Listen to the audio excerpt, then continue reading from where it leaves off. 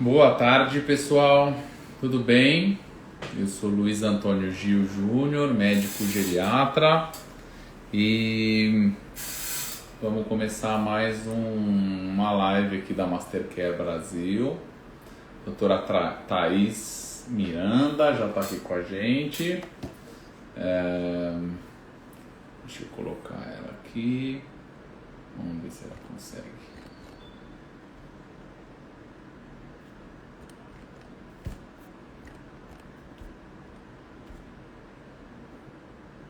Thaís, você tá aí? Você consegue solicitar para entrar? Você curtiu a...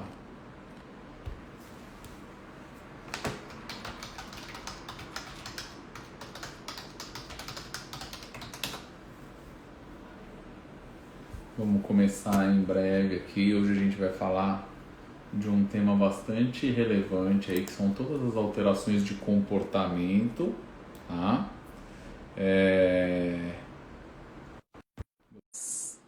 Aqui com a gente.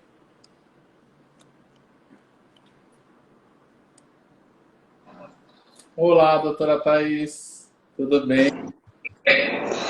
Olá, boa tarde, tudo bem? E você? Você tem que deixar o celular do outro lado, minha querida. Assim? Isso, tudo bom? Pronto, resolvido. Então tá bom. Doutora Thaís Miranda, médica geriatra lá de Maringá, formada na Faculdade de Medicina da USP, mestre em ciências pela Universidade Estadual de Maringá. Prazer inenarrável recebê-la aqui para as nossas lives, a nossa live da Mastercare da semana. Eu que agradeço o convite, é uma alegria muito grande mesmo. Muito obrigada. Para aqueles que não sabem, a Thaís se formou junto comigo há já algum tempinho, né, Thaís? Aham. E está aí já há mais de uma década como, como geriatra, muito bem estabelecida aí em Maringá. E hoje a gente vai falar de um tema que é muito frequente em nossos consultórios aí, que são as alterações de comportamento, né? Tá, deixa eu pedir um favor, não sei se está muito alto o seu som, mas está dando um eco. Baixa só um pouquinho, vamos ver se melhora. Tá. Melhorou? Vamos ver. Aparentemente melhorou. Você está me ouvindo bem? Eu estou ouvindo bem. Aham. Ótimo. Então, vamos falar sobre alteração de comportamento. Muitas pessoas acham que ter mudanças de comportamento aí nessa fase da vida é considerado normal, né? Conta um pouco pra gente, Thaís, como é que é a sua experiência em relação a isso e me fala o que você acha e o que você vê. É normal mudar o comportamento quando fica mais idoso? Como é que é? Como é que você vê isso? Isso é um mito, né, que a gente tem sobre o envelhecimento. Não só que pode ser normal mudar o comportamento quando a gente fica mais velho, mas que as pessoas podem ser rotuladas, né? Então, todo idoso fica chato, todo idoso fica ranzinza, todo idoso fica teimoso, né? São grandes mitos sobre o envelhecimento que a gente tem. Mas, de fato, o que a psicologia do envelhecimento nos ensina é que nós envelhecemos como vivemos, né? Uma frase clássica aí. Então, ao longo da nossa vida, a nossa tendência é cristalizar, é fortalecer traços da personalidade que a gente sempre teve. Não é normal a gente mudar, de repente mudar. Então, mudanças bruscas de personalidade, uma pessoa que sempre foi calada, de repente começa a ficar super expansiva, desinibida, falante, muito diferente do que sempre foi, é um sinal de doença. É um sinal que algo não está bem, porque isso não é realmente esperado no processo de envelhecimento, né? O que a gente espera é que a gente acentue até mais traços que a gente sempre teve. Então, eu brinco com os meus pacientes assim, se você acha que você precisa mudar alguma coisa na sua vida, no seu jeito de ser, mude o quanto antes, reflita sobre isso o quanto antes, né? Porque realmente, quando a gente fica mais velho, essa flexibilidade psíquica aí é mais difícil de acontecer. Agora, mudar a personalidade, mudar o jeito, mudar o comportamento, realmente é um sinalizador de doença, né? Então, tanto Isso, uma pessoa quietinha que fica super expansiva, quanto uma pessoa que é super expansiva de repente fica apática, precisamos investigar. isso eu ia falar exatamente isso, né? Tanto para um lado quanto para o outro, né? Sim, aham, Então, assim, a pessoa que era muito alegre ficou mais parada, a gente tem que prestar atenção. A pessoa que era sim, muito brava e ficou muito boazinha, a gente também precisa prestar atenção. aham, Todas as possibilidades de alteração nesse sentido, né? sim. Assim, né, de forma geral, Thaís, essas mudanças de comportamento, né? Quais são as principais alterações, enfim, quais são as principais causas dessas alterações de comportamento? Uhum. Bom, na sua essência, né, na maioria das vezes, são alterações neuropsiquiátricas. A gente pode pensar em doenças psiquiátricas muito comuns, como a depressão, a ansiedade. Podemos pensar em transtornos neurodegenerativos, como quadros demenciais, né? Então, a demência de Alzheimer, o mais comum, mas temos aí tantas outras, né? Tantos outros tipos de demência. Mas também a gente não pode deixar passar alterações orgânicas que a gente diz. Então, muitas vezes, o mau funcionamento, né, do fígado, dos hormônios, especialmente tireoide, podem gerar uma alteração do comportamento dos pacientes idosos.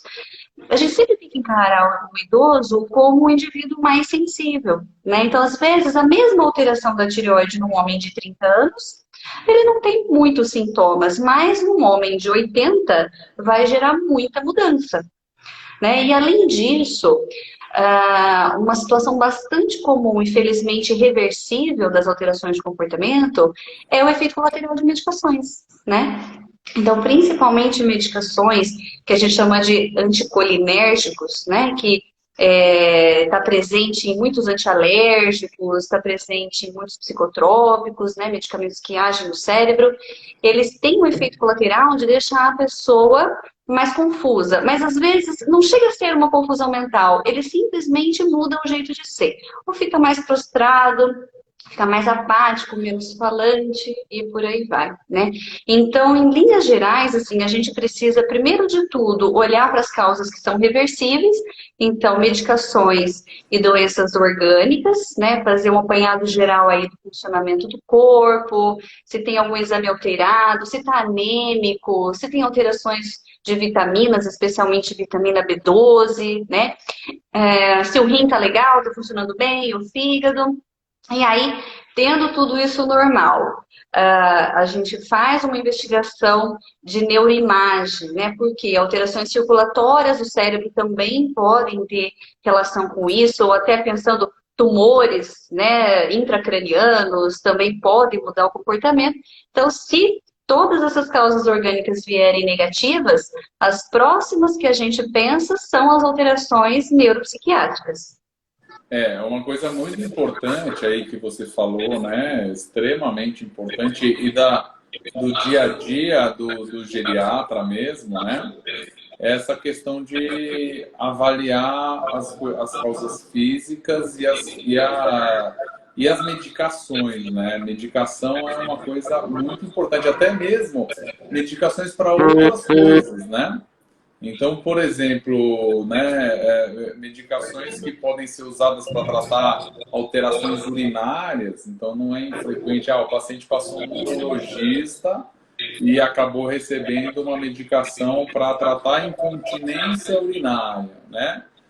A medicação para incontinência urinária, ela pode pode trazer alterações neuropsiquiátricas, alterações, né, do comportamento. Uhum. E a gente e o geriatra é mister em olhar isso daí, né? Em olhar o Uhum. que pode estar trazendo essa alteração. Eu brinco com os meus pacientes assim, que as medicações para incontinência urinária são ótimas para controlar o xixi, mas são péssimas para a cabeça, né?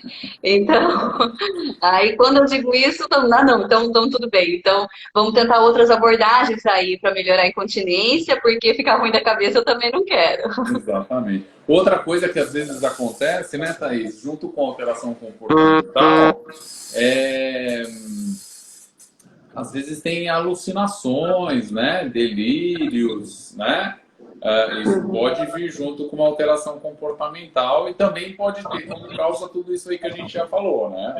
Então, Uhum. doenças da memória, doenças físicas, né? Acho que isso, Uhum. acho que isso é bastante frequente. Uhum. Acho que um grupo que tem bastante alteração de comportamento, como você já disse, são os pacientes que têm alterações de demência, né? Então, os quadros demenciais, eles são bastante ligados à alteração de comportamento, né? Uhum. E você já disse que pode acontecer com a demência de Alzheimer, mas fala um pouquinho mais quais tipos de alterações podem aparecer, em quais tipos de quadros demenciais, como é que você vê isso? Uhum.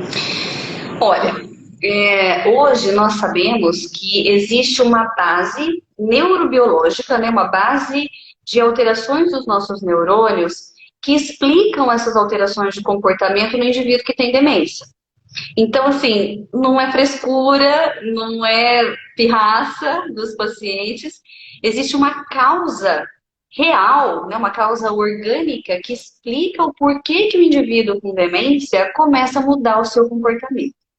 Inclusive, tem estudos que relacionam cada alteração de comportamento com um tipo de lesão do cérebro, sabe? Então, se a gente pensar assim, nas demências de um modo geral, até 90% dos pacientes com demência vão apresentar o que a gente chama de sintomas neuropsiquiátricos, né? Distúrbios do comportamento. E desse rol todo, as maiores, assim, as causas, né, na verdade, os sintomas mais frequentes de alteração de comportamento nos pacientes com demência são a apatia, que é frequentemente confundida com a depressão, né? Então, o indivíduo ele fica simplesmente quieto, né? Então, ele não interage com as pessoas, ele tem fica extremamente passivo, né? Então, não tem toda aquela melancolia da depressão, mas ele simplesmente fica realmente passivo, nada o atrai. Depois, nós temos alterações de sintomas de ansiedade, de inquietação, e aí vem junto a perambulação, que é aquela situação em que o indivíduo não para quieto, né? Então, ele anda para lá e para cá, muitas vezes ele não sabe para onde ele está indo, ele só está inquieto, né? E ele também não consegue dizer para o cuidador ou para o seu familiar por que ele está tão inquieto, né? Mas ele não consegue parar de andar. E isso acaba gerando um transtorno muito grande para a família, para os cuidadores, né? Porque muitas vezes essa perambulação acontece à noite, é o indivíduo que pode ter alterações articulares, motores, então aumenta o risco dele cair, né? Depois nós temos quadros de irritabilidade, de agressividade. Essa agressividade pode ser verbal, pode ser física. Muitas vezes a gente consegue identificar o gatilho, né? Então, qual foi aquela situação que desencadeou aquele comportamento? Mas às vezes a gente não consegue perceber esse gatilho, né? O que realmente foi o fator desencadeante? Estava tranquilo, de repente tem o que a gente chama de reação catastrófica, né? Ele tem uma reação muito desproporcional àquilo que o ambiente está oferecendo para ele. E, além disso, podem ter casos de alucinações. Então, alucinações visuais, em que o indivíduo vê coisas que ninguém está vendo, ou ouve coisas que ninguém escuta, ou sente cheiro de coisas que não existem, né? Essas alucinações também fazem parte das alterações comportamentais. E uma coisa aqui que a Helena está falando, né, enquanto a gente está conversando aqui, está aparecendo algumas mensagens e tal. A Helena deve ser conhecida sua, Helena Maria Ramos, Sim, sim, falando a Helena é assistente sobre social, trabalha comigo na universidade. que a fala é de extrema importância para sabermos lidar no dia a dia com os idosos, né? E como é importante e como muitas famílias não têm essas orientações, né? E essas orientações elas são muito importantes. As alterações de uma das coisas que você falou, né, de pirraça, né, é uma coisa muito importante que as famílias saibam. É uma das falas que eu mais uso também, assim como você. Assim, a pessoa não está fazendo aquilo de sacanagem, né?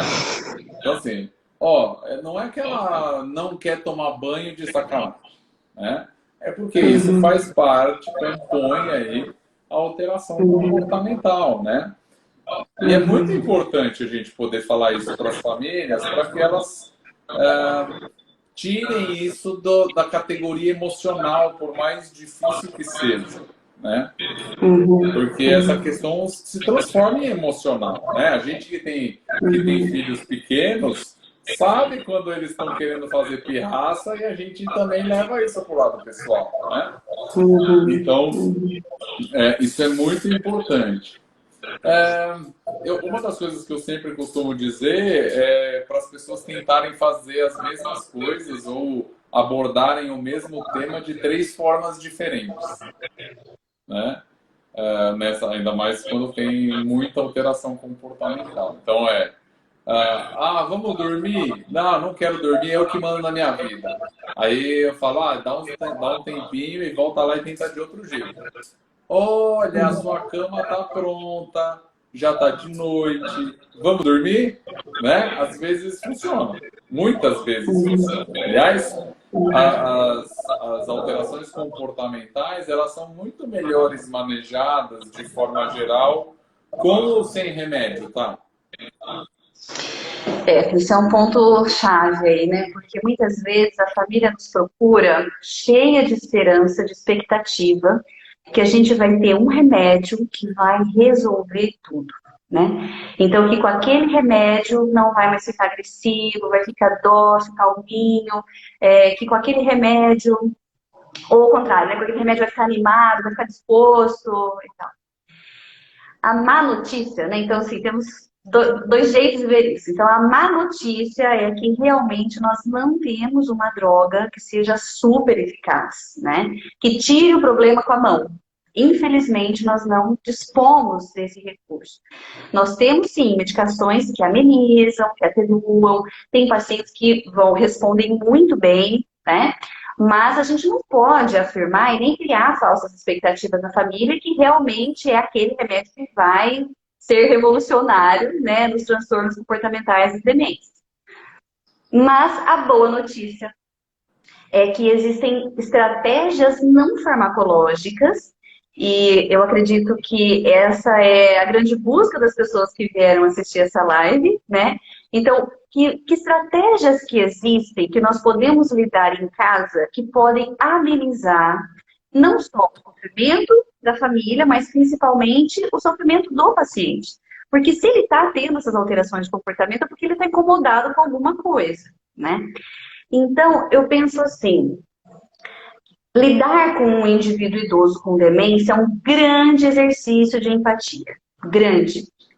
Porque o indivíduo que tem demência, ele não está mais vivendo no nosso mundo, muitas vezes, né? Ele já está no mundo dele, numa realidade que às vezes ele entra na nossa, então às vezes ele consegue perceber as coisas na sua realidade, ele consegue interagir, mas muitas vezes não. Muitas vezes, se ele já está na fase moderada da demência, que é justamente a fase que os transtornos comportamentais aparecem mais, nessa fase, ele começa a ter fragmentos da memória recente e tem muita base ainda da memória antiga. Então, ele argumenta conosco, com as suas famílias, e ele insiste em dizer coisas que são irreais. E quanto mais a família bate de frente, tentando corrigir, tentando mostrar o que é o certo, tentando mostrar o que é a realidade, pior fica, né?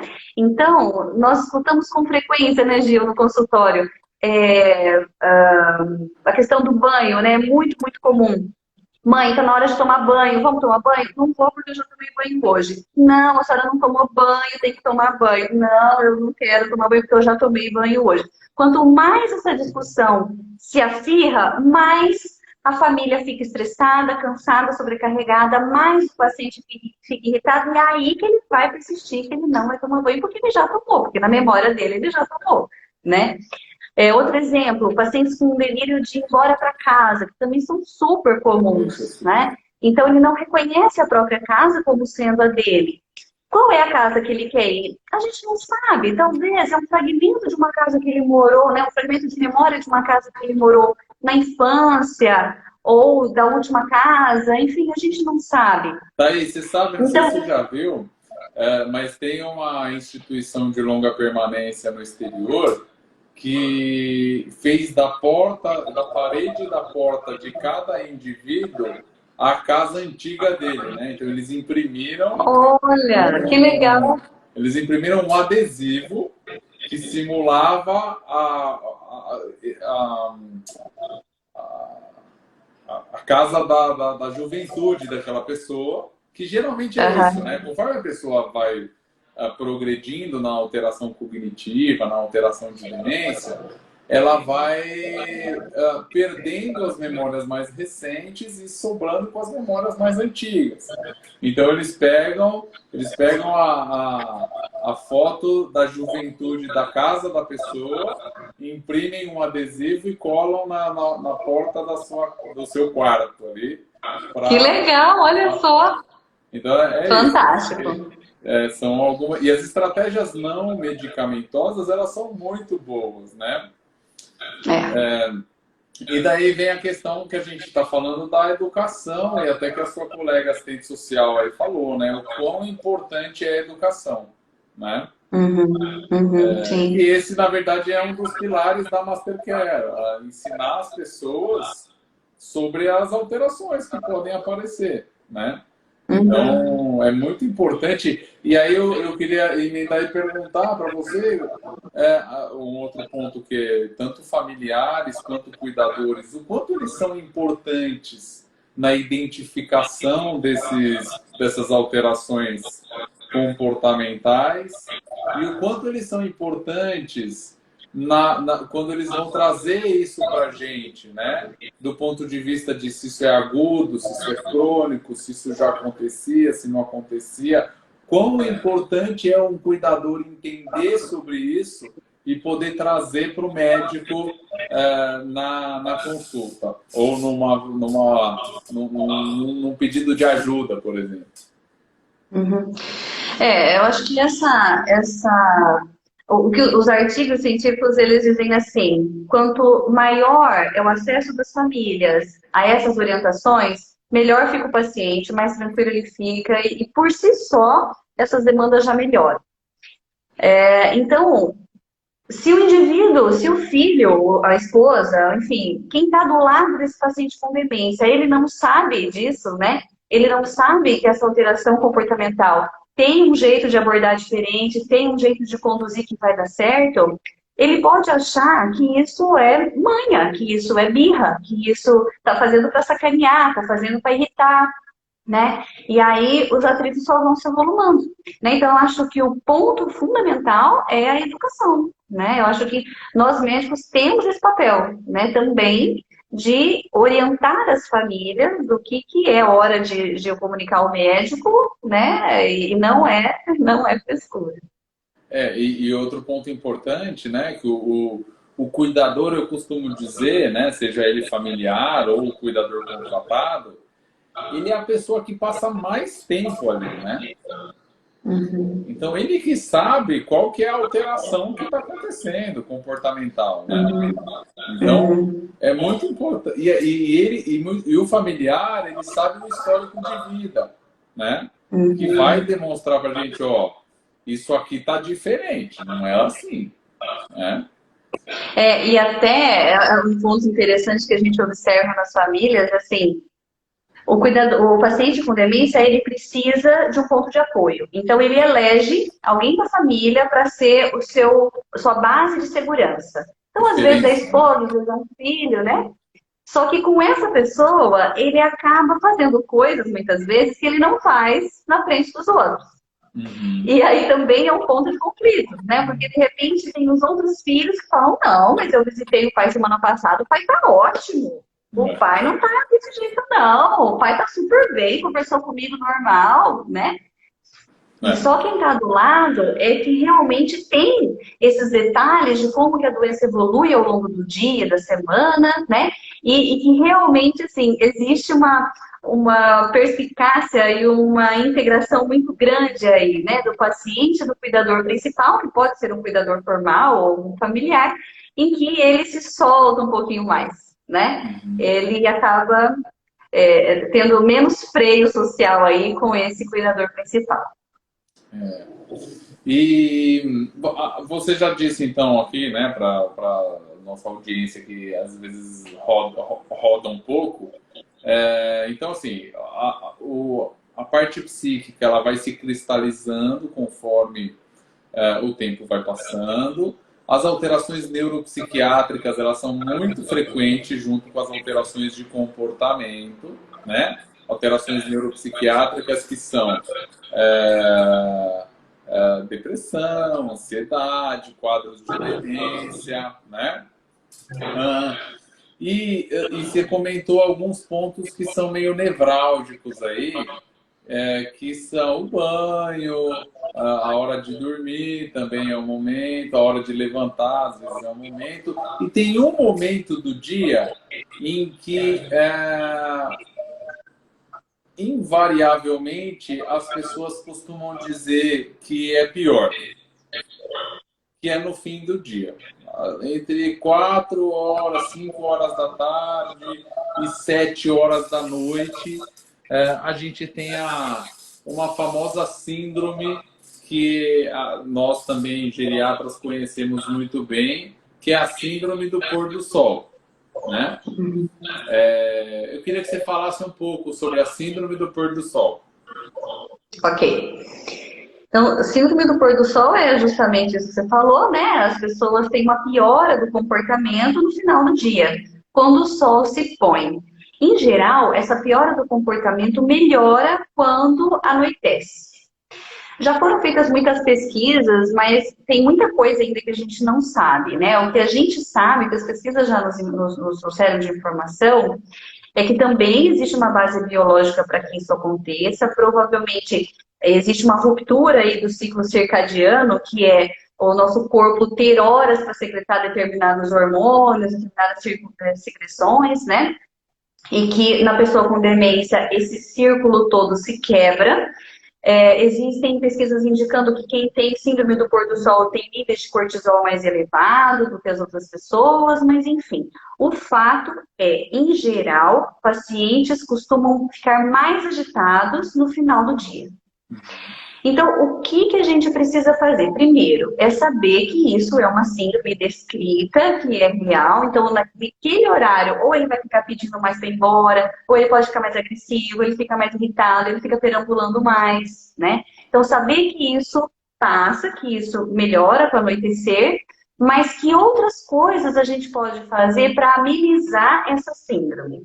Então, primeiro, identificar se ele está com algum desconforto. Então, se ele está com vontade de fazer xixi, se ele está com o intestino preso, como que está a roupa, se está limpo, se não está, se tem que ajustar. Se ele pode estar sentindo alguma dor, né? Porque dor também é uma das principais causas de alterações comportamentais.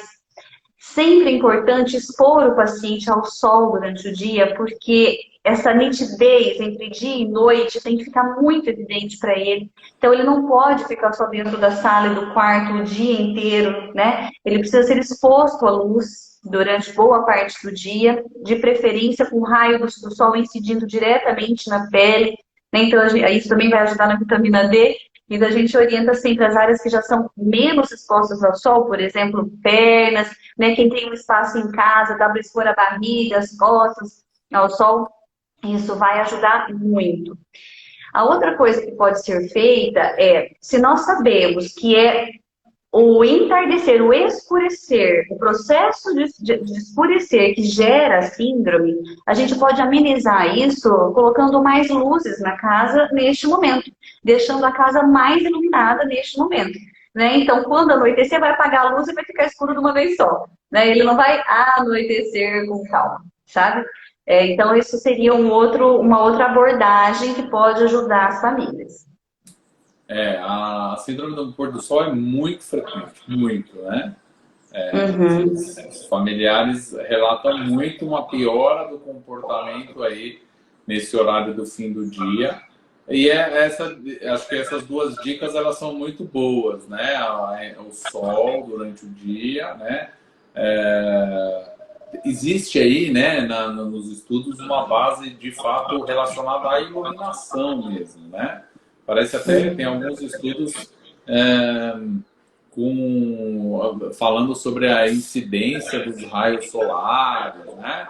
Que parece que dão alterações de fato, assim como nos animais, né? Se a gente for pensar, os animais têm todo um comportamento relacionado à iluminação, né? Então, acho que uma coisa também importante falar da síndrome do pôr do sol é que ela não é só a agitação, né? Então, ela pode acentuar todos os sintomas neurocomportamentais, né? Neuropsiquiátricos. Então, qualquer sintoma que o paciente possa estar tendo, ele pode se acentuar, né? Nem que sejam sintomas ansiosos, sintomas de apatia, sintomas de alucinação, todos eles podem piorar nesse horário. Exatamente. E é uma coisa importante também, que a iluminação ela ajuda a tirar algumas ilusões, né?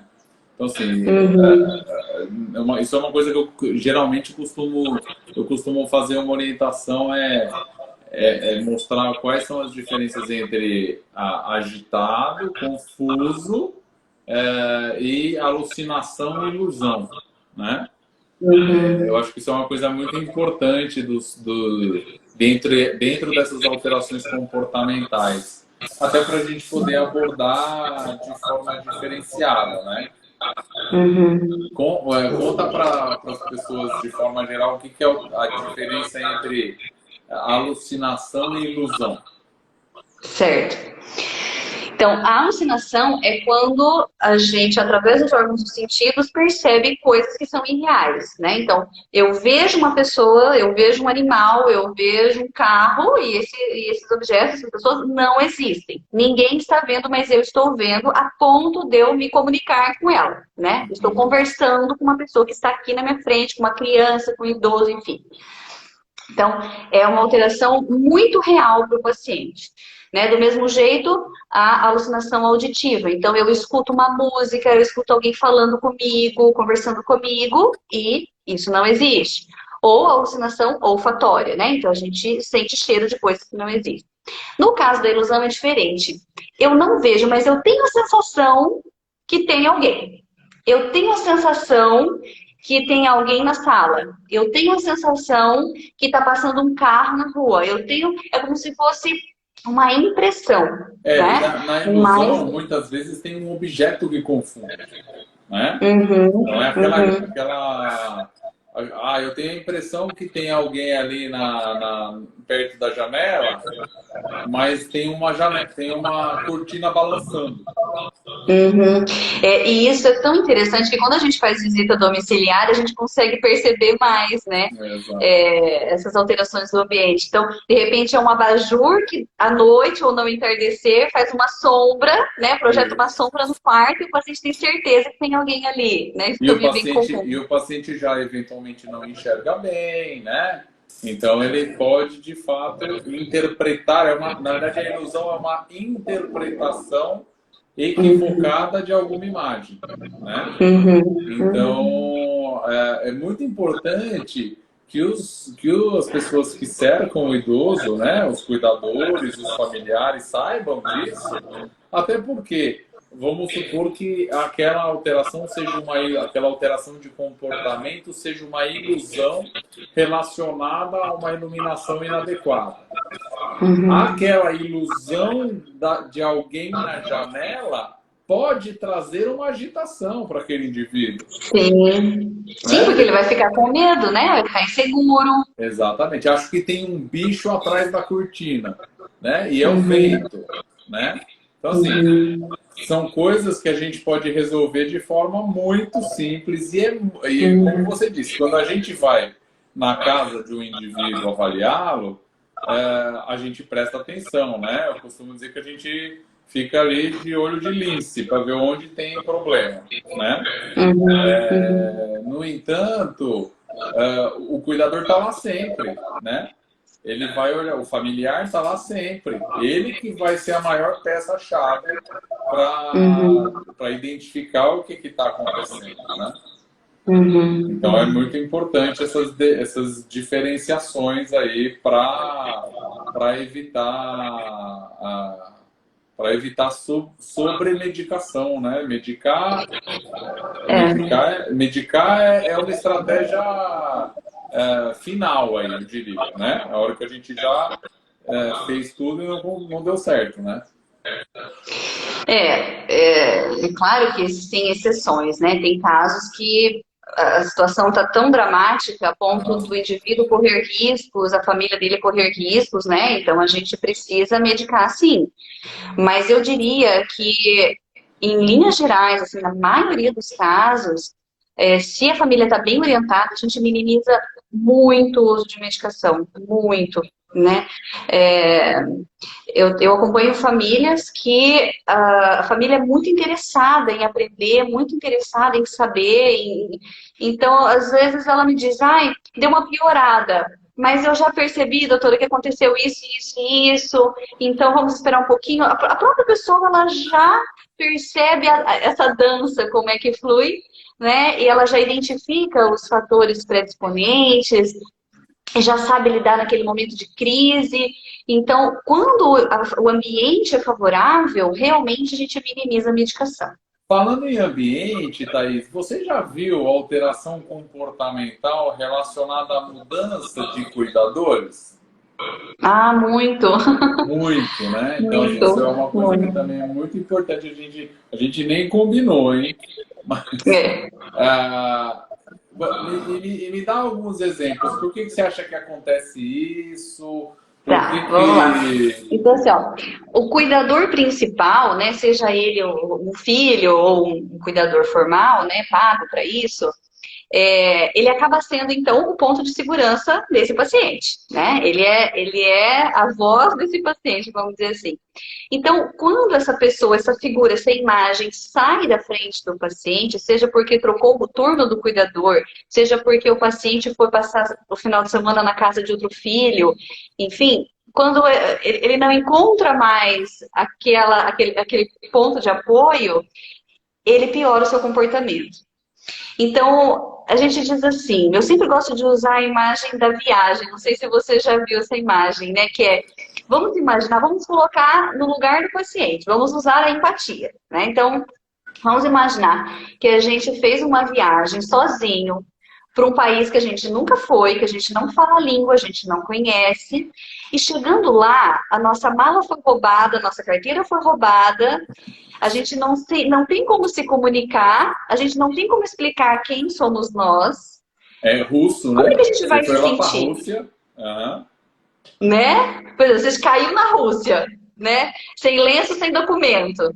Não sei sem falar, conseguir não se sei comunicar. ler, não sei nada.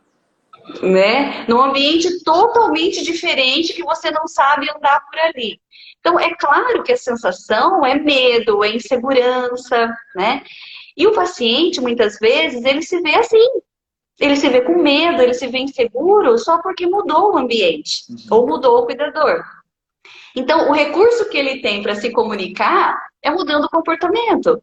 Porque se a linguagem é um ponto da cognição afetado pela demência, ele não vai conseguir falar, eu estou com medo porque aqui é um quarto diferente, eu não gostei desse colchão. Ele não vai conseguir exprimir isso. Ele simplesmente vai ficar com insônia andando pela casa, por exemplo, né?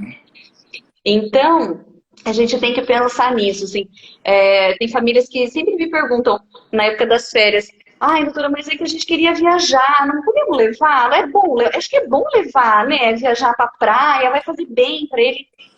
Não necessariamente, né? Não necessariamente. Pode ser que dê tudo certo, mas é muito provável que vai chegar na praia, vai ter que bater lá e voltar. Porque chega lá, fica super agitado, não come, não dorme, né? E aí acaba esse conflito, né? Então a gente também tem que preparar as famílias para isso. Então, o ambiente mais favorável é aquele que tem bastante rotina. Né? Então, acordar sempre no mesmo horário, comer sempre no mesmo horário, ele já vai se preparando para o que vai acontecer depois, né? Então, geralmente de manhã eu encontro com determinadas pessoas, à tarde eu encontro com determinadas pessoas, né? E por aí vai. A mudança de ambiente é uma coisa bastante importante para mudanças comportamentais, podem de fato piorar, né?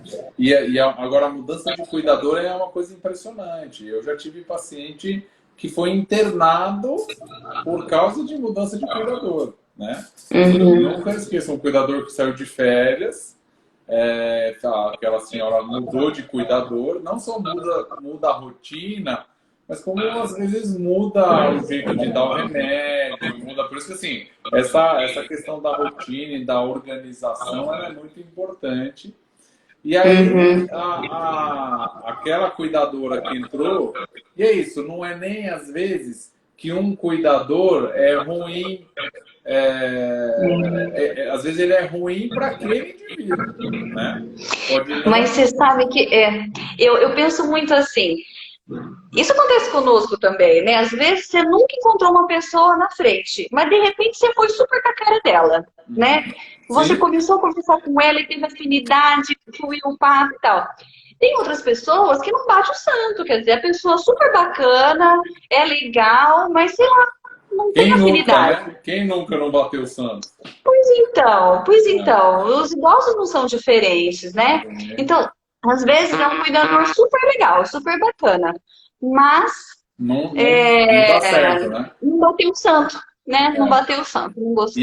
E aí essa senhora começou a ficar mais agitada, mudou o comportamento, começou a ficar ansiosa, teve hipertensão, a hipertensão descompensou o coração dela e ela acabou indo para o hospital. Né? Então, assim, mudanças de cuidadores podem mudar a questão comportamental. Isso é uma coisa muito importante. E cuidadores melhores treinados com pacientes com mudança comportamental também trazem, de forma geral, um maior conforto e afinidade com aqueles pacientes, né? Sim, com certeza. Outra coisa que eu já vi também, paciente com alteração comportamental e bastante, e eu precisando medicar, quando mudou para uma instituição que tinha atividade, que tinha coisa para fazer e tal, também cessou o comportamento inadequado. Você sabe que eu também tenho vários exemplos disso, assim, a nossa cultura, infelizmente, demoniza, né, as instituições de longa permanência. Assim, é totalmente irreal isso, né, porque nós temos instituições maravilhosas e que realmente ajudam mais do que se o paciente ficar em casa, né. Eu tive recentemente o caso de uma senhora, também, do mesmo jeito que você falou, mudava remédio, mudava a dose, e ela realmente muito agitada, a família... Chega uma hora que a família não consegue mais lidar, né? Porque com a nossa estrutura familiar cada vez mais enxuta, as famílias têm poucos componentes, todo mundo está trabalhando, né? Os netos muitas vezes estudando, o idoso mora junto, e aí ninguém dorme por semanas, por meses. Então chega um ponto que fica realmente difícil de lidar. E essa família decidiu colocar numa instituição por um período, seria só um período assim que a filha ia viajar, e ela fez isso assim, nossa, sofrendo muito, ela sofreu demais para tomar essa decisão. O que aconteceu é que a paciente ficou tão bem lá, ela começou a fazer amizade com os outros idosos que estavam lá, e ela tinha o dia totalmente preenchido, porque tinha toda uma rotina, agora música, depois é atividade manual, depois é atividade física, depois é o dia do salão de beleza, depois, né, é o passeio, que ela se inseriu integrada na sociedade, né? E aí, ao Uhum. invés da filha trazer para casa, ela acabou tomando a decisão de ficar lá, né? E aí visitar a mãe lá. Isso acho que tem tanto para um lado quanto para o outro, né? Então também tem aqueles que agitam mais nas instituições, Também. né? E Uhum, ficam melhor também. em casa. Sim, Então, assim, sim. não é que a gente está dizendo aqui que é sempre bom para um lado ou sempre bom para o outro, Sim. né? Acho que a gente Exato, tem. exato, sim. São muitos fatores, né? Muitas variáveis aí interagindo. Mas eu acho que a gente precisa saber o que é bom para cada família, né? Exatamente, para Tem cada família, para famílias cada que a idoso. instituição não é a melhor alternativa, de jeito nenhum. E tem famílias que é, né? Exato. O que você acha que tem mais aí, além da educação, da questão de orientação da família e dos cuidadores? O que mais você acha interessante para minimizar as alterações comportamentais? Da rotina, a gente também falou, né? O que Uhum. mais você acha? Eu acho que a gente precisa evitar o enfrentamento, né? Então a palavra não tem que ser abolida da casa. Uhum. Sempre a resposta tem que ser sim. Por mais que o indivíduo esteja falando algo que é irreal, nós podemos entrar no mundo dele e voltar para o nosso. Ele não pode mais voltar para o nosso. Não adianta ficar querendo ensinar, mostrar que a casa é a dele, que a cama é a dele, que o sofá é o dele, né? Então, o ideal, o que, que é? Concordar com o paciente, né? Então, eu quero ir embora para casa. Então, tá, então nós vamos embora para tua casa. Você tá pronto? Tá pronto? Arrumou a roupinha? Então, vamos arrumar a roupinha, nós vamos agora para tua casa. E aí, nesse processo, você usa um distrator e muda de assunto, né? Então, envolve ele em outra atividade, ou ver um álbum de fotografia, que costuma dar muito certo, ou levar para tomar um lanche, ou quando não der mesmo, põe dentro do carro, dá uma volta no quarteirão e entra em casa de novo, né? Então, são estratégias que você não está dizendo que o paciente está errado. Quando você afirma e fala que ele está certo, ele se acalma. Por si só, você já vai minimizar essa demanda, né? Então, ele já vai ficar mais tranquilo. E também se Depois, colocar ao lado, né? Olha, eu estou aqui, estou para te ajudar, né? uhum, Tirando essa questão do conflito e trazendo a questão do eu estou aqui para estar junto. é. E uma outra coisa que eu percebo que funciona bastante é a comunicação não verbal. Então, o indivíduo com demência, ele tem dificuldade para se expressar, mas também para compreender o que é dito. Só que ele é extremamente perspicaz para analisar a nossa fisionomia e a nossa linguagem não verbal. Então, existem jeitos e jeitos da gente falar, né? Então, o ideal é sempre que estiver falando com a pessoa idosa com demência, falar calmo, tranquilo, com um sorriso nos lábios, sempre acalmando, ó, tá tudo bem, nós vamos fazer isso, nós vamos fazer juntos, tá tudo bem. Porque você pode falar a mesma coisa, mas com cara brava, falando num tom de voz mais alto, tendo atitudes mais bruscas, que ele não vai ouvir o que você está falando, ele vai entender esse contexto global, né? Então, o modo de lidar, o modo de agir, de conduzir, faz toda a diferença. E mais um ponto. Eu não sei porquê, não sei se você sabe, se existe já alguma explicação neurobiológica para isso, mas o indivíduo com demência fica também muito perspicaz para identificar o emocional do cuidador. Então, se o cuidador não está bem, se ele está triste, se ele está com raiva, se ele está cansado, se ele está bravo, se ele está frustrado, por mais que ele não fale isso, para o paciente percebe que ele não está bem e muda o comportamento também, né? Então, lidar com toda essa situação envolve também um trabalho pessoal, né? Então, para eu poder cuidar de alguém, eu tenho que estar bem. Se eu estou sobrecarregada, se eu estou cansada, se eu não quero estar nesse papel, vai ser muito difícil lidar com esse paciente, né? Porque ele vai perceber isso e ele vai piorar o comportamento. E aí vem até, a gente já teve uma outra live aqui com a doutora Juliana, psicóloga, falando sobre o estresse do cuidador, né? Então, assim, isso tudo que você está falando, uma coisa sempre casa na outra, né? Eu sempre costumo dizer que geriatria, os problemas geriátricos são uma rede, né? As coisas todas se tocam, né? Mas acho que isso é muito importante também que as famílias olhem para os cuidadores e os cuidadores olhem para as famílias, né? Porque as famílias têm problemas, os cuidadores têm problemas, várias vezes a gente identifica aí, o cuidador tem problema financeiro, o cuidador tem problema com o filho, e está lá se dedicando a cuidar de uma terceira pessoa, né, daquele idoso. Então, de fato, isso tudo que você está falando é muito importante. Na pós-graduação lá do Círio, teve uma aula muito interessante de um dos módulos que fala muito sobre essa questão da identificação facial, assim, né? Eu acho que isso está no nosso primitivo, né?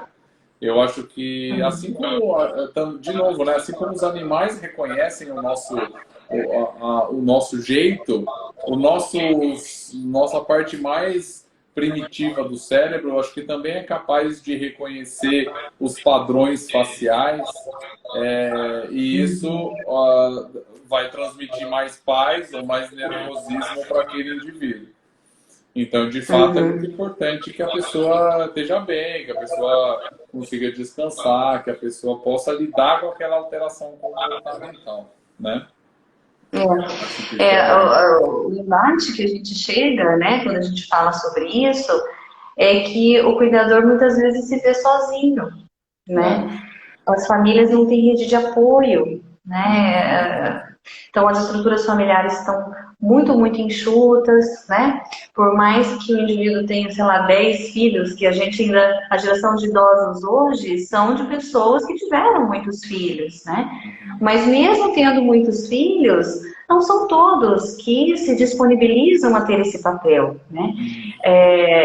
Então, é importante que a gente estabeleça essa rede de apoio e, nesse sentido, a Mastercare vem trazendo um grande benefício para as famílias, que é aproximar, né, o núcleo familiar de cuidadores, né, fazer esse encontro em que eu posso ter a ajuda de alguém. Não está errado, muito pelo contrário, está certo. É hora de pedir ajuda muitas vezes, né? Então, pedir ajuda para alguém não precisa ser uma pessoa que vai fazer tudo. Às vezes, algumas horas do dia, aquelas horas mais críticas, né? Para que você tenha tempo de descansar, de fazer outras coisas, né? Eu costumo falar para as famílias que estão muito angustiadas a seguinte frase: nós nunca tiramos férias do nosso papel de filhos. Nós somos filhos sempre. Isso não tem... você não vai deixar de ser filho se você puder ir ao cinema. Agora, você precisa de férias do seu papel de cuidador. Todo cuidador precisa de folga, de final de semana. Todo cuidador precisa de férias. Todo. É uma profissão, né? Então, quando a gente pensa assim, a gente abre espaço também para incorporar ajuda de fora, né? E aqui a Dalgis, a Daniele estão falando exatamente isso, né? A Daniele falando que quando eu não estou bem, meu paciente percebe. E a Dalgis falando, quem cuida do cuidador, né? Então, assim, o cuidador precisa ser olhado também, né? Então, isso é muito importante. E eu não estou falando só do cuidador formal, mas do cuidador familiar, né?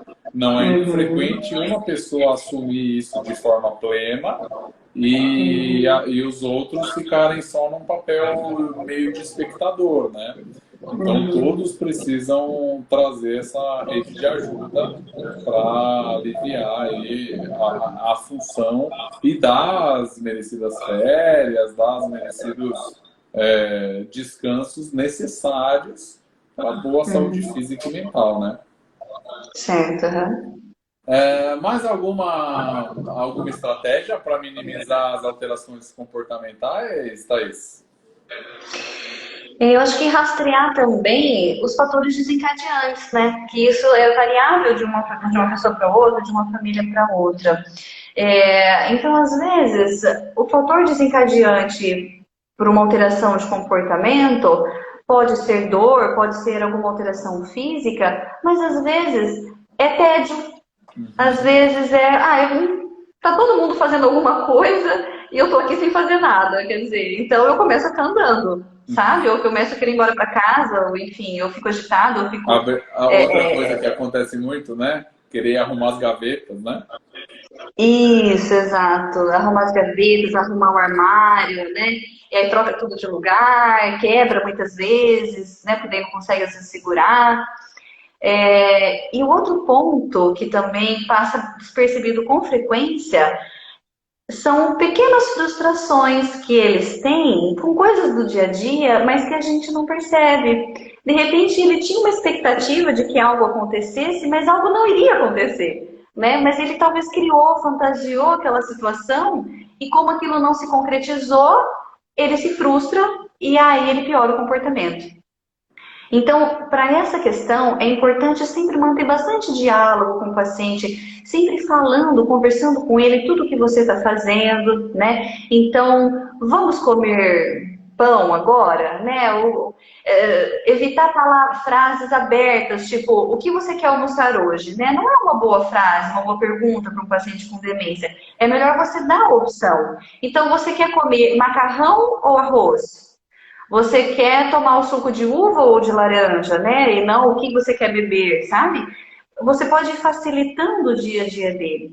Outro ponto é você sempre fazer as coisas com ele e não por ele. Porque quando o paciente se sente útil, ele costuma minimizar esse problema, né? Os pacientes adoram ajudar, eles adoram se sentir úteis, não só eles, como todos nós, né?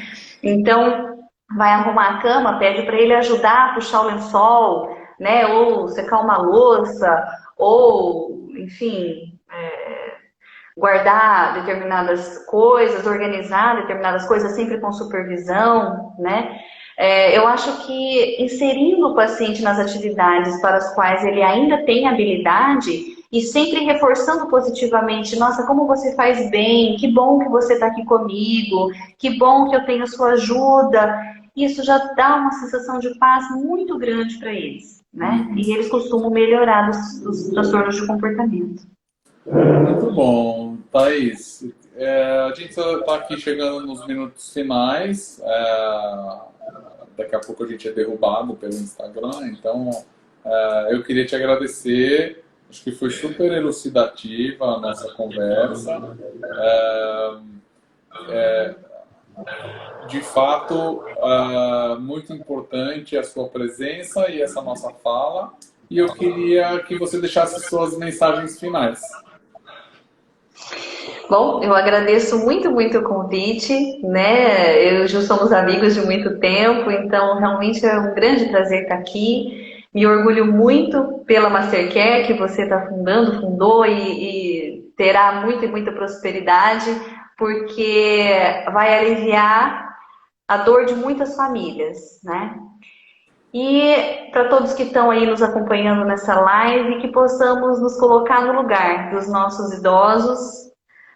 Como que eu faria se eu tivesse no lugar dele? O que eu pensaria se eu tivesse no lugar dele? O que eu sentiria, né? Então, eu acho que quando a gente faz esse exercício, a gente melhora muito as nossas relações. Então, eu agradeço demais, espero ter contribuído e fico à disposição. Muito obrigado, Thaís. Espero que todos fiquem bem aí. Acho que, né, durante a pandemia também muitas alterações comportamentais foram percebidas, né? Então, que as pessoas procurem ajuda para que possam entrar num eixo aí e seguir bem nos seus caminhos. Mais uma Tá vez, muito certo. obrigado. E daqui 2 semanas, na quinta-feira, nós conversaremos novamente sobre um novo tema. Muito obrigado, Thaís. Tudo de bom, um abraço. Tchau, Tchau, tchau. tchau.